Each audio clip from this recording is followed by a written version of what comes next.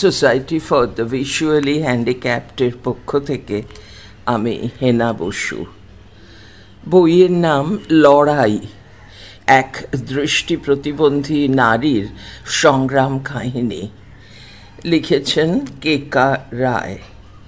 নরম মলাটের 90 পৃষ্ঠার এই বইটির উপরের প্রচ্ছদে গেরুয়া জমির উপরে বিভিন্ন রঙে একটি নারী মূর্তিকে দেখানো হয়েছে। পাঠকের দিকে পিছন করে দাঁড়িয়ে দুহাত প্রসারিত করে আছেন।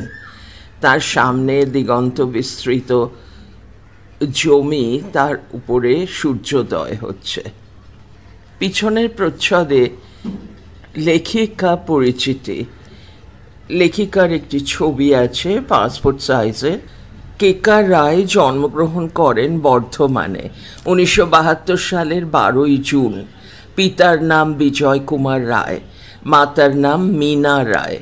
লোরেটো স্কুল শিয়ালদাতে দ্বাদশ শ্রেণী পর্যন্ত পড়েছেন। 1994 সালে কলকাতা বিশ্ববিদ্যালয় থেকে ইংরেজিতে অনার্স নিয়ে পাশ করেন।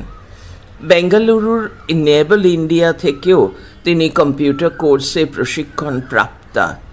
বর্তমানে তিনি বিবাহিতা এবং tata consultancy সার্ভিসেসে কর্মরতা।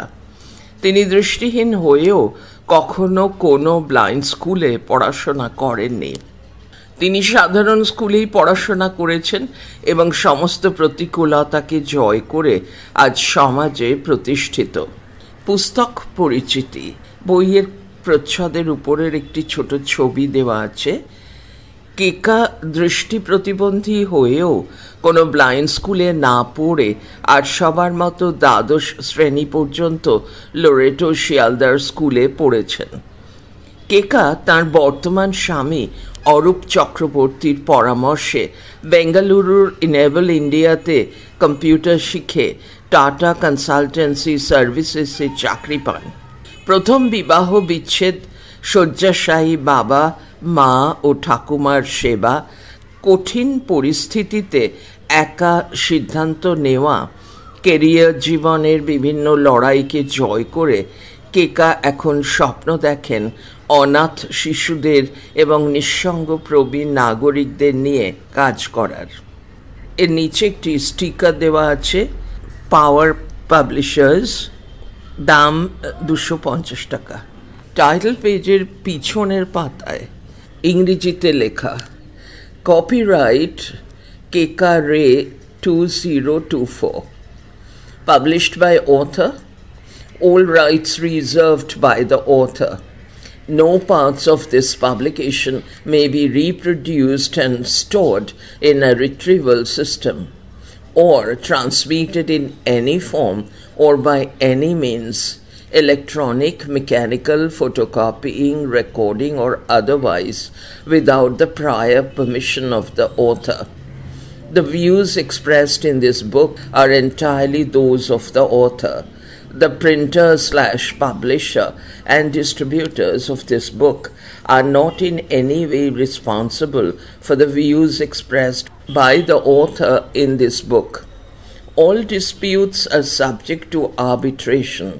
Legal actions, if any, are subject to the jurisdictions of the courts of Kolkata, India.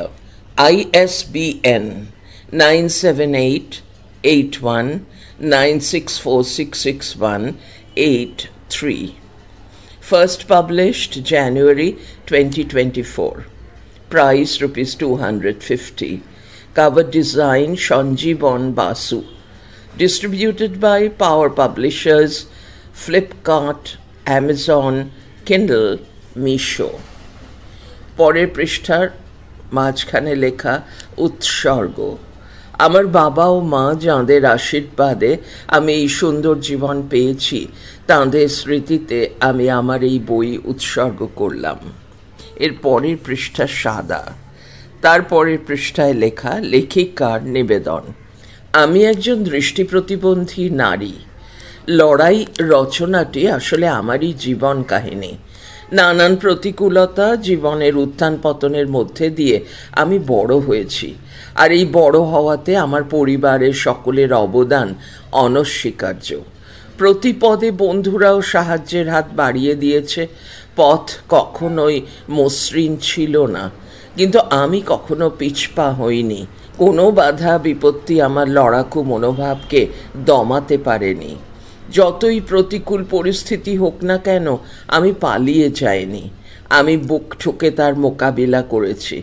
সব রকম চড়াই উতরাই বন্ধুর রাস্তা পেরিয়ে এসে আজ আমি একজন সফল মানুষ, এক সুন্দর জীবন যাপন করি বর্তমানে।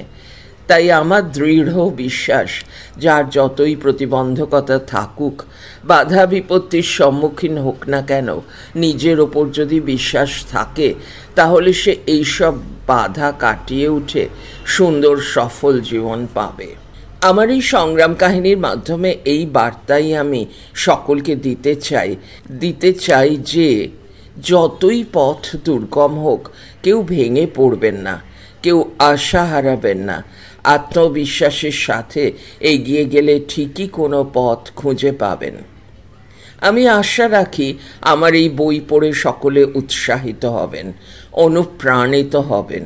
পথের সব কাঁটা দূর হবে, জীবন সাফল্যমণ্ডিত হবে। একটি মানুষের জীবনেও যদি আশার আলো জ্বালতে পারি, তাহলেই এই বইয়ের সার্থকতা। কে.কা. রায়, তারিখ 25শে ডিসেম্বর 2023, স্থান কলকাতা। পরের পৃষ্ঠা সাদা, তার পরের পৃষ্ঠা সূচিপত্র। ছেলেবেলা 9, স্কুল জীবন 19, কৈশোর পেরিয়ে 43, বেঙ্গালুরু যাত্রা 58, দুর্যোগের ঘনঘটা 67, জীবন এখন 85। এর পরের পৃষ্ঠা সাদা। পৃষ্ঠা 9, ছেলেবেলা। এই মহাবিশ্বে ক্ষুদ্র থেকে ক্ষুদ্র কণাটিরও মূল্য আছে। মহামানবের জীবন যেমন অর্থবহ বিশ্বের মানুষের কাছে, তেমনি ব্যক্তি বিশেষের জীবনের মূল্য তার নিজের কাছে অপরিসীম। জীবনের ওঠা পড়া, হাসি কান্না, সুখ দুঃখ, মহা সংগ্রামের পরে যে সাফল্যের মিঠে রেশ জীবনে বয়ে আসে, তাই আমাদের জীবনে চলার পথের পাথেয় হয়ে ওঠে। ওই প্রতিকূলতাকে জয় করার আনন্দে জীবনের জয়গাথা গেঁথে মানুষকে বলতে ইচ্ছে করে, পরশমণির ছোঁয়া আমি পেয়েছি, এ জীবন ধন্য হয়েছে।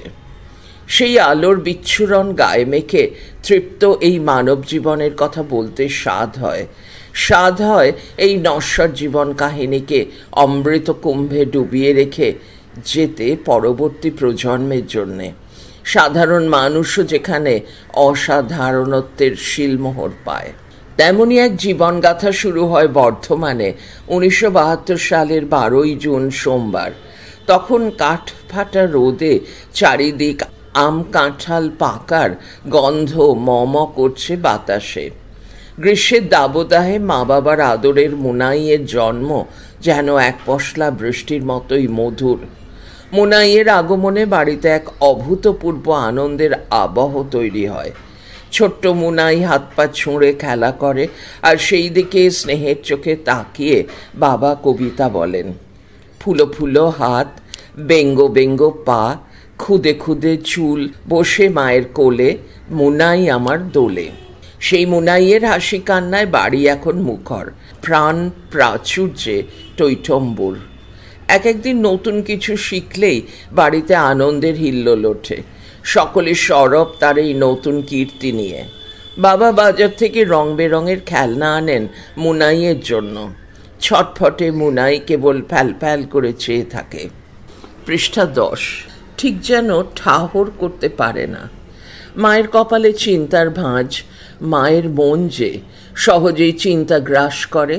তিনি বাবাকে বলেন, মুনাই আমাদের কি ট্যারা হলো নাকি গো? আরে না না, ওই একরত্তি মেয়ে, নেহাতি শিশু, তাই হয়তো ঠিক ফোকাস করে চাইতে পারে না। তাই হবে হয়তো। মা নিজেই নিজেকে সান্ত্বনা দেন। মুনাই সারা রাত কাঁদে। তার প্রস্রাব করতে বোধ হয় কোনো অসুবিধে হয়। একবার পরিষ্কার হয়ে গেলেই সে লক্ষ্মী মেয়ের মতো চুপ করে যায়। রাতে পালা করে সে একবার বাবার কোলে একবার মায়ের কোলে ঘুমোয়। ফলে মা বাবারও সারা রাত ঘুম নেই। সারাদিন অফিস করে ক্লান্ত বাবা এক একদিন খুব বিরক্ত হন। মাকে বলেন, মুনাইকে এবার রাতে কাজের লোকের কাছে দিয়ে দিও, একটু বড় হোক, তারপর না হয় আমাদের সাথে শোবে। যা, তা আবার হয় নাকি? কি যে বলো না তুমি। আসলে সারাদিন অফিসে খাটুনি, তারপর বাড়ি ফিরে এসে ঘুম নেই, বড্ড ক্লান্ত থাকি, তাই হয়তো এমন কথা বলে ফেলি। মনের কথা নয় এটা আমার। এইসব আসলে ঠাট্টা, বাদ দাও। জীবনে এইসব তো লেগেই থাকবে। বর্ধমানের বাড়িতে মুনাই ধীরে ধীরে বড় হতে থাকে। ছোট ছোট পায়ে সে হামা দেয়, ক্রমে হাঁটতে শেখে, মাঝে মাঝে পড়ে যায়। মুনাই কিন্তু এমনিতে বেশ শান্ত স্বভাবের মেয়ে, একদমই দুরন্ত নয়। মুনাই হওয়াতে মায়ের তো খুব আনন্দ। মেয়ে যখন হয়েছে তখন তাকে সুন্দর করে নানানভাবে সাজাবেন। বাবা বলেছেন, আমার মা ব্রহ্মময়ী আমার কাছে এসেছেন। ঠাকুমা বলেন, আমার রাধারানী এসেছে গো। দাদা বলে, আমার যখন বোন হয়েছে তাহলে তো আর চিন্তাই নেই, আমাকে ভাইফোঁটা দেবার লোক এসে গেছে। মুনাইকে নিয়ে চারজনই মেতে থাকে, আহ্লাদে একেবারে আটখানা যাকে বলে। বলতে গেলে মুনাইকে ঘিরেই তাদের জীবন আবর্তিত হয়। পৃষ্ঠা 11। বিকেল হলেই মুনাই ঠাকুমার কাছে বায়না করে, ঘুরতে যাব, আমাকে ঘুরতে নিয়ে চলো। মা তখন একটা টেপ জামা পরিয়ে কাজলের কালো টিপ পরিয়ে রেডি করিয়ে দেন। তখন মুনাইরা বর্ধমানে জহর দাদের বাড়িতে থাকে। একটু দূরেই মুনাইয়ের মেজ মায়ের বাড়ি। পাড়া প্রতিবেশী হলেও তারা মুনাইকে ভীষণ ভালোবাসেন। রোজ বিকেলে ঠাকুমার কোলে চেপে মুনাই তাদের বাড়ি বেড়াতে যায়, অল্প স্বল্প খেলে, আবার বাড়ি ফিরে আসে। দাদা যখন স্কুলে যায় মুনাই কাঁদতে কাঁদতে বায়না করে, দাদা স্কুল যাবার সময় সবাইকে নমস্কার করে, কিন্তু আমাকে কেন করে না? দাদা যদি না নমস্কার করে অর্ধেক রাস্তা চলেও যায়, মুনাই বলতে থাকে, ও দাদা আমাকে নমস্কার করে গেলি না, ও দাদা আমাকে নমস্কার করে যা। সেই মাঝ রাস্তা থেকে দাদা ফিরে এসে মুনাইকে আবার নমস্কার করে যায়। তখন সে আবার খুশি মনে বিদায় দেয় দাদাকে, টাটা দাদা, এবার তুই যা, টাটা। এক কথায় মুনাই ভীষণ আদুরে। মুনাইয়ের এক এক সময় এক এক রকম শখ হয়, আর সেটা সবাইকে পূরণ করতে হয়। মুনাইয়ের বাবা ছিলেন ওয়েস্ট বেঙ্গল সিভিল সার্ভিসে কর্মরত। এছাড়াও ওনার একটা বিশেষ দিক আছে, তিনি এক নামকরা জ্যোতিষী। মুনাইয়ের বাবার বদলির চাকরি। মুনাইয়ের 4 বছর বয়স পর্যন্ত তারা বর্ধমানে কাটায়। তারপর তার বাবা বদলির কারণে সকলে মিলে কলকাতায় চলে আসে। কলকাতায় তারা বেলেঘাটায় এসে ওঠে। একটি দোতলা বাড়ির একতলায় ভাড়াটে হয়ে আসে। এখানে মুনাই আবার তার নিজের ছন্দে বড় হতে থাকে। মুনাইকে মা বই নিয়ে পড়াতে বসান, বন্ধ ঘরে পড়াতে বসান, যাতে কোনো গোলমালে তার মনঃসংযোগ নষ্ট না হয়। মুনাই মাথা হেঁট করে অ আ এ বি সি ডি পড়ে। যতবার মুনাই অতিরিক্ত ঝুঁকে পড়ে ততবার মুনাইয়ের মা তার মাথা সোজা করে দেন। মুনাই এক এক সময় রেগে যায়, ও মা, আমি নিচু হয়ে পড়ব, না হলে আমি বুঝতে পারি না। কেন বুঝতে পারবি না? আমি যেরকম মাথা উঁচু করে পড়ছি সেভাবে পড়, তাহলে ঠিক বুঝতে পারবি। মাথা তুলে পড়। মা তার ভুল সংশোধনের চেষ্টা করেন। পৃষ্ঠা 12। না মা, আমি বুঝতে পারি না। এই রকমভাবে কথা কাটাকাটি শুরু হয়ে যায়। মা খুব বকেন, পারলে হাত উঠে যায়। মুনাই কান্নাকাটি শুরু করে দেয়। দাদা তখন অন্য ঘরে বসে নিজের পড়াশোনায় ব্যস্ত। মুনাই চেঁচিয়ে দাদার শরণাপন্ন হয়, এই দাদা, তুই আমায় বাঁচা, মা আমায় মেরেই ফেলবে। 9 বছরের বড় দাদার সঙ্গে সঙ্গে পরিত্রাতার ভূমিকায় অবতীর্ণ হয়। সে উঠে এসে দরজা ধাক্কায়। মা, দরজা খোলো। কেন বোনের সাথে তুমি এরকম করছো? ও পড়ুক না নিচু হয়ে, তোমার কি তাতে? পড়লেই হলো, ওর যেভাবে সুবিধে ও পড়ুক। দাদা এর বেশি আর কি বলতে পারে, সেও তখন ছোট। কিন্তু মায়ের মনে একটা খটকা জাগে। মুনাইয়ের বাবা যখন অফিস থেকে ফেরেন, মা বাবাকে বলেন, কর্তা, মুনাইয়ের মনে হয় চোখ খারাপ, ওকে একটা ডাক্তার দেখানো প্রয়োজন। কেন, নিচু হয়ে পড়ছে বলে বাবা জানতে চান? হ্যাঁ, নিচু হয়ে পড়লে বলে বুঝতে পারি, না হলে নাকি বুঝতে পারে না। মা গুছিয়ে ব্যাখ্যা করেন। বেশ, তাহলে ডাক্তার একটা দেখিয়ে নেওয়া হোক, নিশ্চিন্ত হওয়া যাবে। নির্দিষ্ট দিনে মুনাইকে এলাকার এক বিশিষ্ট চক্ষু চিকিৎসকের কাছে নিয়ে যাওয়া হয়। ডাক্তারবাবু নানা রকমের চশমা দিয়ে মুনাইয়ের চোখ পরীক্ষা করছেন। সাদা বোর্ডে কালো হরফে লেখা রস্যই দেখানোর চেষ্টা করছেন। মুনাই কোনোভাবেই রস্যই আর পড়তে পারে না। দূর থেকে একটা, দুটো, পাঁচটা আঙুল দেখালেও সে সেটা দেখতে পায় না। একদম সামনে এনে যখন আঙুল দেখায় তখন মুনাই হেসে বলে, একটা, দুটো। এখানে রস্যই শব্দটি আসলে ই বোঝানো হয়েছে। এটি ইংরেজিতে লিখলে ভালো হতো।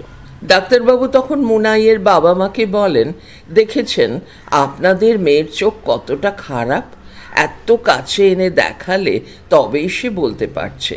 তার মানে দূরের কিছু ও একদমই দেখতে পায় না। ওর অপটিক অ্যাট্রফি আছে, তার মানে অপটিক নার্ভ শুকিয়ে গেছে। পৃষ্ঠা 13। চিন্তিত বাবা মায়ের প্রশ্ন, ডাক্তারবাবু তাহলে করণীয় কি? চশমা দিয়ে না হলে তবে কি কোনো অপারেশনের সাহায্যে নিরাময় করা সম্ভব? অথবা চক্ষু প্রতিস্থাপনের কথা কি ভাবা যেতে পারে? না, চশমা দিয়ে ওর কোনো উপকার হবে না, অপারেশন করেও হবে না, চক্ষু প্রতিস্থাপন করেও হবে না, কারণ ওর চোখের রেটিনা, কর্নিয়া সব ঠিক আছে। ওর অপটিক নার্ভ শুকিয়ে গেছে, অর্থাৎ ব্রেনের সাথে চোখ যে নার্ভ দিয়ে যুক্ত হয় সেই নার্ভই ওর শুকিয়ে গেছে।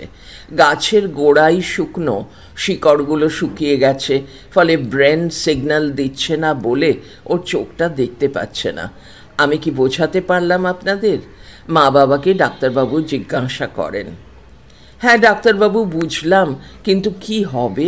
কিছুই কি করার নেই? সেভাবে সত্যিই কিছু করার নেই। যান, বেশি চাপ দেবেন না, এভাবেই যতটুকু লেখাপড়া পারে করুক। চেম্বার থেকে বেরিয়ে মা বাবাকে বললেন, ধুর, কিসের ডাক্তার? ইনি নাকি আবার বিখ্যাত ডাক্তার, কিছুই তো করতে পারলেন না। মুনাই তো একটু হলেও দেখতে পাচ্ছে, তারপরেও কি কিছু করা যাবে না? চলো তো কর্তা, আমরা অন্য ডাক্তারকে দেখাই। হ্যাঁ হ্যাঁ, আমারও তাই মত। বাবাও সায় দিলেন মায়ের প্রস্তাবে। এরপর তারা শহরের আর এক নামী চক্ষু বিশেষজ্ঞর কাছে গেলেন। তিনিও একই কথা বললেন, আপনার মেয়ের তো অপটিক অ্যাট্রফি আছে, চোখের অপটিক নার্ভ শুকিয়ে গেছে। ডাক্তারবাবু, কি করব তাহলে? দেখুন না, যদি চশমা দিয়ে বা কোনো অপারেশন করে যদি কিছু করা যায় তাহলে বড়ই উপকার হয়। আমি তো দূরস্থান, পৃথিবীর কেউ কিছু করতে পারবে না, খুব কড়া স্বরে কথাগুলি বললেন ডাক্তারবাবু। পৃষ্ঠা 14। মা তখনও অনুনয় করতে থাকেন, একটু দেখুন না ডাক্তারবাবু, যদি কিছু করা সম্ভব হয় তবে না মেয়েটা আর 5 জনের মতো লেখাপড়া করতে পারবে। এতে আরও রেগে গিয়ে আরও কড়া কথায় ডাক্তারবাবু বললেন, আমি শুধু না, পৃথিবীর কেউ তো পারবেই না। উপরন্তু আপনি যদি ব্রহ্মা, বিষ্ণু, মহেশ্বরকেও আনেন তাহলেও আপনার মেয়ের চোখ কোনো দিনই ঠিক হবে না। আমার আর কিছু বলার নেই, একটা ম্যাগনিফাইং গ্লাস কিনে দেবেন আর বেশি জোর করবেন না। এভাবেই যতটুকু লেখাপড়া করতে পারে করুক। মা বাবা একেবারে হতাশ হয়ে পড়েন। মা তো বলতে গেলে কান্নায় ভেঙে পড়েন। বাবা সান্ত্বনা দেবার চেষ্টা করেন, মিনা শান্ত হও, অনেক কিছু মেনে নিতে হয় জীবনে, এখনই এত ভেঙে পড়ো না, দেখাই যাক না শেষ পর্যন্ত কি হয়। দেখতে দেখতে মুনাই 5 বছরে পা দিল। মা উদ্বিগ্ন হয়ে পড়লেন যে মুনাইয়ের স্কুলে যাবার বয়স হয়ে যাচ্ছে। মা তাই বাবাকে বলেন, মুনাইকে তো এবার স্কুলে দিতে হবে গো। হ্যাঁ, এবার তো দিতেই হবে। তখন মুনাইরা বেলেঘাটার বাসিন্দা।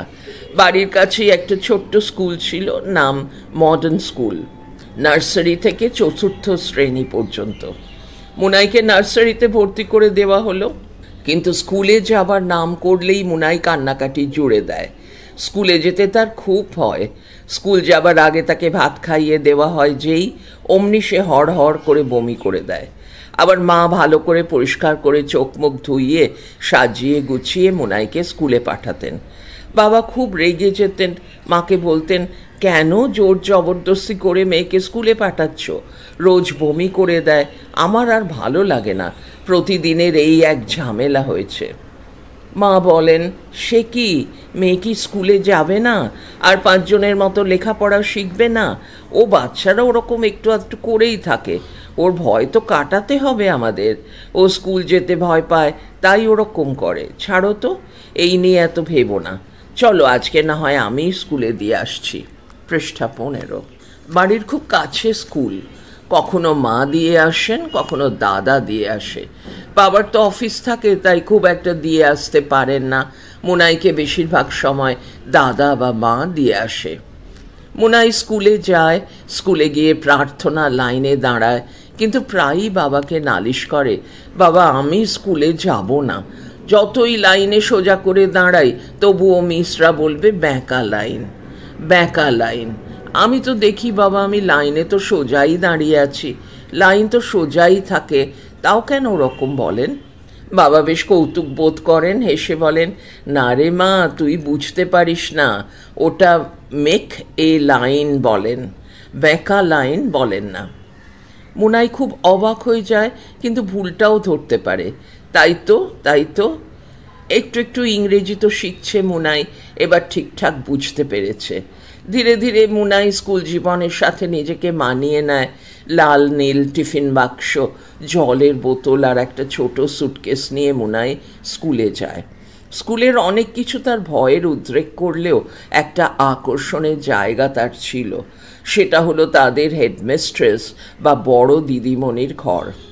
তার মূল কারণ হলো ঘরটি সুসজ্জিত ছিল নানা রকম রং বেরঙের পুতুল দিয়ে, যাদের পোশাক খুবই উজ্জ্বল এবং রঙিন। এই ঘরটি দেখতে মুনাই সারাদিনে একবার কোনো না কোনো বাহানায় যাবেই। কখনো বড় দিদিমণির ঘরে গিয়ে বলে, দেখুন না ম্যাডাম, বন্ধুরা আমাকে ফার্স্ট রোয়ে বসতে দেয় না, আমি চোখে কম দেখি বলে ফার্স্ট রোয়ে বসতে চাই, বন্ধুরা কেবল ঝামেলা করে।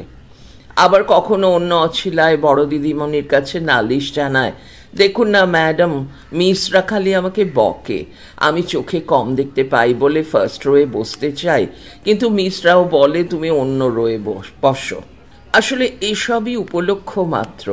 মুনাইয়ের মূল লক্ষ্য হলো বড় দিদিমণির ঘরে গিয়ে কিছুক্ষণ সময় কাটানো, ওই নানা বেশে রঙিন পুতুলের সম্ভার। পৃষ্ঠা 16। তাকে চুম্বকের মতো টানে, মনটা ভারী আনন্দ হয় ওই নানান বেশভূষায় সজ্জিত পুতুলগুলো দেখে, মনটা ভরে যায়। এরকমই নানা ঘটনার ঘন ঘটায় শৈশবের স্কুল জীবন এগিয়ে চলে। মায়ের হাত ধরে ছোট্ট মুনাই বাড়ি ফিরে আসে, হাত পা ধুয়ে এসে রান্নাঘরে যায়। তখনও মুনাইদের বাড়িতে গ্যাস আসেনি, রান্নাঘরে তখনও স্টোভ নেভানোর গন্ধ নাকে ঝাপটা মারে। মুনাইকে মা বা ঠাকুমা পিঁড়ি পেতে দেন। মা বা ঠাকুমা যার যখন সুবিধে হয় মুনাইকে ভাত বেড়ে যত্ন করে খেতে দেন। খেয়ে উঠে মুনাই আবার খেলায় মেতে ওঠে, কখনো মায়ের সাথে লুডো খেলে বা স্কুল থেকে ফিরে এলে কখনো দাদার সাথে লুডো খেলায় মেতে ওঠে। কিন্তু মুনাই তো ভালো করে চোখে দেখতে পায় না, তাই ছক্কা পড়লো না পুট পড়লো সে বুঝতে পারে না। ক্রমাগত জিজ্ঞেস করতে থাকে, মা কি পড়েছে বলো না আমাকে, ছক্কা পড়েছে সত্যি? ছক্কা পড়লে মুনাইয়ের ভারী আনন্দ, সঙ্গে সঙ্গে সে আবার দান চেয়ে নেয়, কই কই দাও আমাকে, আমি আবার চালি। খেলায় জিতলে খুশি মনে নাচতে নাচতে উঠে যায়, হেরে গেলে ততোধিক দুঃখ নিয়ে গোমড়া মুখে উঠে যায়। আর বাবার যেদিন ছুটি থাকে সে বাবার কাছে ক্রমাগত বায়না করতে থাকে, ও বাবা আজকে ঘুরতে নিয়ে চলো না। বাবারও বিন্দুমাত্র বিরক্তি নেই তাতে। বাবার প্রিয় সাদা স্কুটার যার নাম পুষ্পক, সেটাকে বের করেন। চল মুনাই, তোকে নিয়ে একটু বেরিয়ে আসি। আবার মুনাইয়ের বসতেও বেশ ভয়, ও বাবা তোমাকে জড়িয়ে ধরে বসবো, পড়ে যাব না তো? মুনাই চিরকালই সাবধানী। না না মা, পড়ে যাবি না, তুই জড়িয়ে ধরে ভালো করে বস, আমি আস্তে আস্তে চালাবো। মনে জোর পেয়ে বাবাকে জড়িয়ে ধরে মুনাই ঘুরতে চলে যায়। ঘুরে এসে তার খুব আনন্দ, মাকে বলে, মা আমি বাবার সাথে এক পাক কি সুন্দর ঘুরে এলাম, খুব আনন্দ হলো, খুব মজা হয়েছে মা আজকে। মাও খুশি হয়ে জানায়, বাহ খুব ভালো। পৃষ্ঠা 17। বিকেল হলেই দাদার বন্ধুরাও অনেক সময় খেলতে চলে আসে। তারা ক্যারম খেলে। মুনাইও সেখানে গিয়ে বায়না জোড়ে, দাদা আমি তোদের সাথে ক্যারম খেলবো। না না তুই পারবি না। হ্যাঁ আমি পারবো। বস্তুত মুনাই কিছুই পারে না, সব ঘুঁটি ঘেঁটে দিয়ে এদিক ওদিক ছড়িয়ে ফেলে, সব কিছু ওলট পালট করে দেয়। কখনো স্ট্রাইকার হাতে নিয়ে বসে থাকে, আবার কখনো পকেটে ফেলে দেয়। বলতে গেলে দাদার খেলায় পুরো দস্তুর বিঘ্ন ঘটায়। দাদা খুব রেগে গিয়ে মাকে নালিশ জানায়, মা দেখো বোন কি করছে, যা যা তুই এখন আমাদের সাথে খেলবি না, কেন তুই বিরক্ত করতে আসিস। মুনাই আবার কাঁদতে কাঁদতে সেই মায়ের কাছে আসে, মা দেখো না দাদা আমায় বকছে। মা যে কার মন রাখবে ভেবে পায় না। মুনাই মাঝে সাঝে ওপরে ওদের বাড়িওয়ালা দুই মেয়ে মাকু আর শুকুর সাথে খেলতে চলে যায়। তারা দুজনে মুনাইয়ের থেকে বয়সে বড় হলেও মুনাইয়ের ভাব জমাতে বেশি দেরি লাগে না। তাদের সাথে কখনো গল্প করে, কখনো ইকির মিকির খেলে, আগডুম বাগডুম খেলে সুন্দর সময় কাটায়। তারপর মুনাই এসে মাকে সব গল্প বলে। মুনাইয়ের আর একটা ভারী মজার ব্যাপার আছে, কাউকে সিগারেট খেতে দেখলে মুনাইও আবদার করে সেও ধূমপান করবে। পরিবারের সকলে বেশ মজা পায় এটা শুনে। তারা ছোট্ট মুনাইকে একটা কাগজ পাকিয়ে সিগারেটের আকারে তার হাতে ধরিয়ে দেয়। ও সেটাকে মুখে ধূমপানের ভঙ্গিতে হাতে নিয়ে সারা বাড়ি ঘুরে বেড়ায়। প্রচ্ছন্ন প্রসন্নতায় মন ভরে যায়। ভাবটা এমন যেন সে বিরাট কোনো কীর্তি স্থাপন করতে চলেছে। তাকে দেখে বাড়ির সকলেই বেশ মজা পায়। এমনই সরল নির্মল আনন্দে দিনগুলো ছিল পরিপূর্ণ। পৃষ্ঠা 18। এই সময় প্রায়ই মুনাই ভুগতে থাকে। এই রোগ সে রোগ তার নিত্য নতুন লেগেই আছে। একবার মুনাইয়ের খুব ফোড়া হলো, যন্ত্রণা হতো বেশ, কষ্ট পাচ্ছিল মুনাই। বাবা তাই দেখে মুনাইয়ের মাকে বলেন, মিনা ওকে অ্যান্টিব্যাকট্রিন লাগিয়ে দাও। মুনাই ভালো করে ওষুধের নামটা উচ্চারণ করতে পারে না, তখনও তার কথা বেশ আধো আধো। ফোড়ার যন্ত্রণা শুরু হলেই মুনাই বলে, বাবা আব্বা দাও, বাবা আব্বা দাও। হাম পক্স জ্বর সব রোগই এক প্রকার মুনাইকে ছুঁয়ে গেছে। তবে মিলিয়ে মিশিয়ে বেলেঘাটার বাড়িতে কাটানো দিনগুলো আজও এক মধুর স্মৃতি হয়ে রয়ে গেছে মনের মণিকোঠায়। পড়া চলছে পরের ফাইলে। পৃষ্ঠা 19। স্কুল জীবন।